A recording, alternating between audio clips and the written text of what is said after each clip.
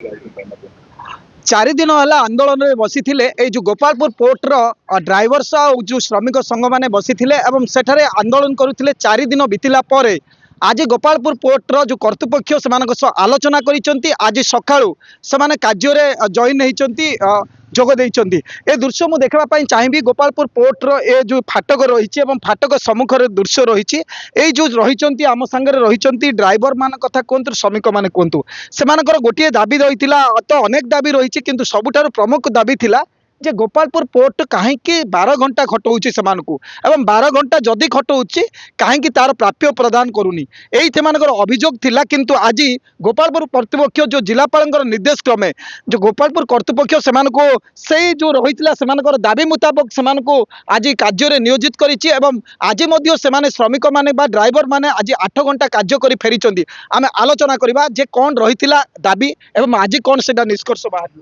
नमस्कार। वर्तमान देखंतु आपण तो जानिथिबे समस्त मुहरे हस फुटी कारण एमाने दीर्घ वर्ष द्वारा 12 घंटा नाके काम करके आसते तार जो प्राप्त थिला से पाई पार नथिले आज 8 घंटा काम करके आछंती।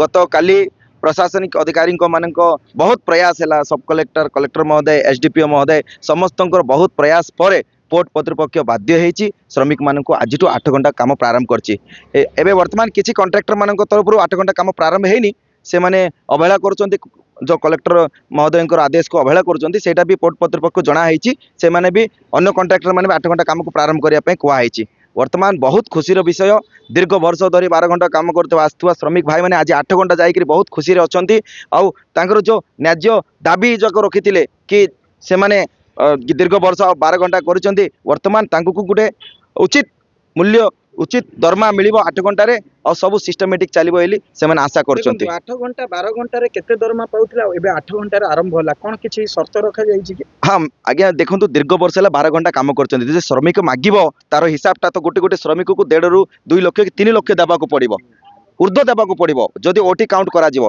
किंतु श्रमिक वर्तमान परिस्थिति रे श्रमिक चाहूँगी आ 12 घंटा काम आम करूँ से अन्याय और इलीगल काम करूँ वर्तमान आम लीगल वाइज रे काम करूँ 8 घंटा काम करूँ जो 12 घंटा को प्राप्त होता से 8 घंटा को दि जाऊ ए हिसाब से ए कंडीशन रे पोर्ट कर्तृपक्ष को आम कहीचु 8 घंटा काम करूँ आ वर्तमान से काम को विचार विमर्श 8 तारीख जाए समय नहीं 8 तारीख रे आर विचार विमर्शटा बाहर ता सहित जो मैंने ओटी करेंगे से मैंने डबल ओटी पाइबे ओटी जी मैंने करें ओटी करें एवं बाध्यता भाव में 12 घंटा करुले किंतु एबे से सिस्टम रही 8 घंटा पर ओटी करें। देखो आप जो कहते श्रमिक मान देह खराब हो 12 घंटा खटुंट पानी फाणी निष्कर्ष बाहर करना जो कहते 8 घंटा खटे पुणी जदि एक्सट्रा कार्य करेंगे तो 12 घंटा जब कार्य करेंगे देह उपर किसी इफेक्ट रही आज्ञा नाई देखो सेटा कंटिन्यू 12 घंटा काम करोले नहीं मास धरा 30 दिन आपको 12 घंटा काम करूला किंतु एबे से सिस्टम ना एबे 8 घंटा काम करेंगे श्रमिक चाहिए जदि मुझे 8 घंटा करें मोर परिस्थिति ठीक ना घर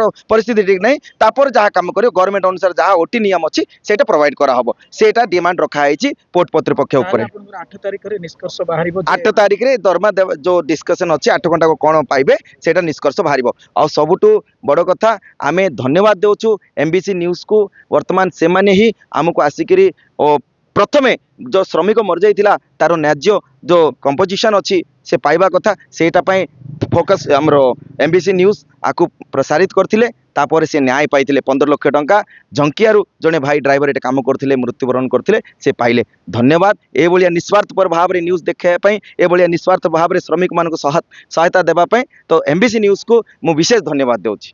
आज्ञा कौन कहे आज परी दिन में जे बहुत दिन है जाता यूनियन ये जो श्रमिक और ड्राइवर संघ मान चेष्टा फल आज 8 घंटार कार्य आरंभ हो गोपालपुर पोर्ट में हाँ कौन कहे देखंतु एटा जो 8 घंटा श्रमिक मैंने आज काम कले बहुत दिन स्वप्न तांकर सफल है दीर्घ दिन है गोपालपुर बंदर और ठिकादार मान मधुचंद्रिका लगी एठारे श्रमिक शोषण चली रहा यार प्रतिवाद रे यही ड्राइवर ऑपरेटर महासंघ एकजुट हो निज निजर दाबी उपस्थापन करने गत सेप्टेम्बर 2025 मसीह 4-5 थरकार जिला प्रशासन श्रम प्रशासन बंदर कर्तृपक्ष समस्त दृष्टि आकर्षण करते कौन निष्कर्ष बाहर नाला बर्तमान तो शेष समय अवधि दिखाई 28 तारीख सुधा इतिम्य गोटे श्रमिक आमर प्राण चली ସେଦିନ ଗୋଟେ ବନ୍ଦର କର୍ତ୍ତୃପକ୍ଷ ଜିଲ୍ଲା ପ୍ରଶାସନ ଆମ ସଂଗଠନ ତରଫରୁ ଗୋଟେ ଆଲୋଚନା ବୈଠକ ହେଇଥିଲା, ଯେଉଁଥିରେ ବନ୍ଦର କର୍ତ୍ତୃପକ୍ଷ ନିଜର ଦାୟିତ୍ୱକୁ ଦୂରେଇ ରହୁଥିଲା। ସେଥିରେ ମଧ୍ୟ ପିଲାମାନଙ୍କର ଏକଜୁଟତା ଦେଖିକି ପ୍ରଶାସନର ଇଏରେ ଆପଣମାନଙ୍କର ସହଯୋଗରେ ଏ ଖବର ପ୍ରସାରଣ ହେବାରୁ ସେ ବାଧ୍ୟ ହୋଇ ସେଦିନ ଅନୁକମ୍ପା ରାଶି 15 ଲକ୍ଷ ଟଙ୍କା ପ୍ରଦାନ କଲେ। ସେଇଠାରୁ ଆମେ କଲୁ ଯେ ଆମକୁ ଯେଉଁ ବାଧ୍ୟ କରାଇକି 12 ଘଣ୍ଟା ଲେଖେ କରାଯାଉଛି, ଏହା ଆଗାମୀ ଦିନରେ ଆହୁରି କିଛି ଶ୍ରମିକ ମରିଯିବେ, କିନ୍ତୁ ସେମାନେ ସେଇଟା କରେଇ ଦେବାକୁ ଚାହୁଁନଥିଲେ। ବର୍ତ୍ତମାନ ଜିଲ୍ଲାପାଳ ମହୋଦୟ ଜିଲ୍ଲା ପ୍ରଶାସନର ଇଏରେ ତାଙ୍କୁ ବନ୍ଦର କର୍ତ୍ତୃପକ୍ଷଙ୍କୁ ବାଧ୍ୟ କଲେ ଯେ ଆଇନଗତ ସମୟ ନିର୍ଘଣ୍ଟ ଯେଉଁ ଅଛି ଶ୍ରମିକମାନଙ୍କ ପାଇଁ 8 ଘଣ୍ଟା, ସେତିକି ହିଁ ସେମାନେ କାମ କରିବେ। ଆଉ ଏମାନଙ୍କର ଯେଉଁ ୱେଜେସ୍ ଅଛି ସେ ଉପରେ ନିଷ୍କର୍ଷ କରିବା ପାଇଁ 8 ତାରିଖ ପାଇଁ ଅବଧି ପ୍ରଦାନ କରିଛନ୍ତି। ଆଜି କେତେ ଖୁସି ଅନୁଭବ କରୁଛନ୍ତି? ଆଜି 12 ଘଣ୍ଟା କାର୍ଯ୍ୟ କରୁଥିଲେ ଏବଂ 8 ଘଣ୍ଟାର ଆଜି ବାହାରିଛି ଦୀର୍ଘ ବର୍ଷ ପରେ। ଇଏ ତ ଦିନକର କଥା ନୁହଁ, ଇଏ ଦୀର୍ଘ ବର୍ଷ ପରେ। ଆଜ୍ଞା, ଆମେ ବହୁତ ଦିନ ଧରିକି ଦୀର୍ଘ 9 ବର୍ଷ ଧରି ସଂଘର୍ଷ କରିକି ଆସିଛୁ, କିନ୍ତୁ ଆଜି ଯାଇ ଆମକୁ କୌଣସି ନିଷ୍ପତ୍ତି କରାଗଲା ନାହିଁ। ଆମେ ନିଜ ସମସ୍ତେ ମିଶି ଗୋଟେ ସଂଗଠନ ଗଠନ କରିଲୁ। ଆଜି ଆମକୁ କିଛି ଆଜି ବର୍ତ୍ତମାନ ଆଜିଠାରୁ ଆମେ 8 ଘଣ୍ଟା କାମ କରୁଛୁ। 12 ଘଣ୍ଟା ଚାପରେ କାମ କରୁଥିଲେ, ଆଜି 8 ଘଣ୍ଟା କରିଛନ୍ତି। କିଭଳି ଅନୁଭବ ହଉଛି? ବହୁତ ଖୁସି ଲାଗୁଛି ଆଜ୍ଞା। ଆମ ପରିବାରକୁ ଆମେ ସମୟ ଦେଇ ପାରୁଛୁ, ଆଉ ଆମେ ଆମର ନିଜ କାମ ଯାହା ବି ଅଛି ସେଟା ବି ସଫଳ କରିବାକୁ ଆମେ ଇଏ ହେଇପାରୁଛୁ। ଖୁସି ଲାଗୁଛି ଆଜ୍ଞା। ଭାଇ, ଆଜି କାର୍ଯ୍ୟ କରୁଛନ୍ତି, କେତେ ଖୁସି ଲାଗୁଛି ଆପଣଙ୍କୁ? ବହୁତ ଖୁସି ଲାଗୁଛି ଆଜ୍ଞା। ଆଜି 8 ଘଣ୍ଟା ଡ୍ୟୁଟି କରିବାରୁ ଦେଖୁନାହାନ୍ତି କେମିତି ଖରା ହଉଛି, ବହୁତ ଖୁସି ଲାଗୁଛି। ଆଜି ବର୍ତ୍ତମାନ ଛୁଟି କରି ଯାଉଛୁ ଆମ ଘରକୁ। 8 ଘଣ୍ଟା ଡ୍ୟୁଟି ଆଜ୍ଞା। ନିଷ୍କର୍ଷ ବାହାରିଲା ପରେ ଆପଣ ଦରମାଟା ଫିକ୍ସ ହବ ଆଜ୍ଞା। ତ ଦୀର୍ଘ ଦିନ ହେଲା ତ ସମସ୍ତେ ଦାବି କରୁଥିଲେ, କିନ୍ତୁ ଆଜି ଦୀର୍ଘ ବର୍ଷ ପରେ ଆଜି ଗୋପାଳପୁର କର୍ତ୍ତୃପକ୍ଷ ପାଳନ କରିଛନ୍ତି। ସରକାରଙ୍କର ମଧ୍ୟ ଚାପ ରହିଛି, ପ୍ରଶାସନ ମଧ୍ୟ ବାଧ୍ୟ କରାଇଛି ଗୋପାଳପୁରକୁ। ଆଜ୍ଞା। ତ ଆଜି ଆପଣଙ୍କୁ ମିଳିଛି 8 ଘଣ୍ଟା। 8 ଘଣ୍ଟା କରିଥିଲେ, କେତେବେଳୁ କେତେବେଳେ ଟାଇମ କାର୍ଯ୍ୟ କଲେ ଆପଣ? ଆଜ୍ଞା, ସକାଳ 5ଟା 45 ମୁଁ ଜଏନ୍ ହେଲି। ଏବେ 1:50 ସେଇଠୁ ଆଉଟ୍ ହେଲି। ପରିବାରକୁ ଯେତେବେଳେ 12 ଘଣ୍ଟା କାମ କରୁଥିଲେ, ପରିବାରକୁ ସମୟ ଦେବାଟା କଷ୍ଟ ହଉଥିଲା, କାରଣ ବହୁତ ଚାପ ରହୁଥିଲା ଏବଂ ଘରକୁ ଗଲା ପରେ ପରିବାର କଥା ମଧ୍ୟ ବୁଝାବୁଝି କରିବା କଷ୍ଟ ହଉଥିଲା। 12 ଘଣ୍ଟା କାମ କଲେ ବହୁତ କଷ୍ଟ ଲାଗୁଥିଲା, ପରିବାରକୁ ସମୟ ଦେଇ ପାରୁନଥିଲୁ। ଏ ବହୁତ ଭଲ ଲାଗୁଛି।